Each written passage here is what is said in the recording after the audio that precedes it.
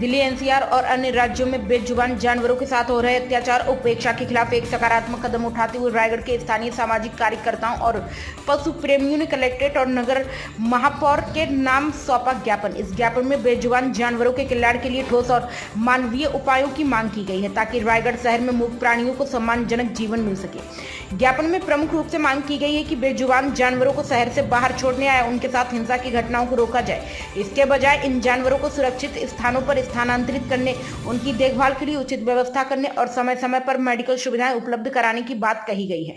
ज्ञापन में यह भी सुझाव दिया गया है कि जानवरों के लिए पौष्टिक भोजन, स्वच्छ पानी की व्यवस्था सुनिश्चित की जाए ताकि उनकी सेहत का ध्यान रखा जा सके। स्थानीय पशु प्रेमी और सामाजिक कार्यकर्ता का कहना है कि बेजुबान जानवर भी हमारे समाज का हिस्सा है, उनकी देखभाल करना हमारी नैतिक जिम्मेदारी है। हम कलेक्ट्रेट साहब से अनुरोध करते हैं कि इस दिशा में त्वरित और प्रभावी कदम उठाए जाएं।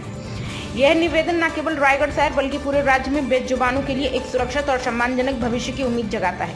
कलेक्ट्रेट कार्यालय ने इस ज्ञापन पर विचार करने और जल्द ही उचित कदम उठाने का आश्वासन दिया है। समाज के सकारात्मक प्रयास से बेजुबान जानवरों के प्रति संवेदनशीलता और जिम्मेदारी का एक नया अध्याय शुरू होने की उम्मीद है। यह पहल न केवल पशु कल्याण को बढ़ावा देगी बल्कि समाज में करुणा और एकजुटता को भी प्रोत्साहित करेगी। आइए हम सभी मिलकर इन मूक प्राणियों के लिए एक बेहतर कल का निर्माण करें।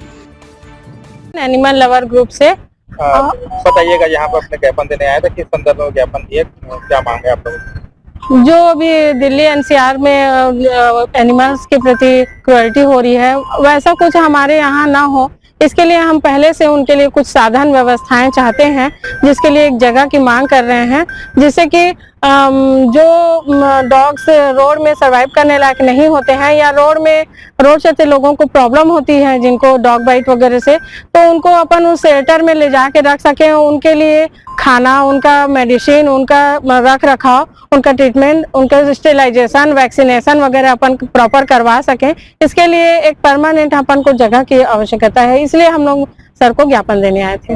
उन्होंने क्या आश्वासन दिया ज्ञापन देने के बाद?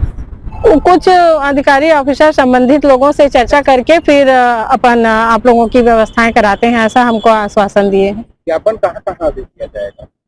नगर निगम आयुक्त को दिया जाएगा? कलेक्टर साहब को, नगर निगम आयुक्त को दिया जाएगा। सबसे पहले तो सर्वे भवन्तु सुखिनः, ये हमारी संस्कृति है।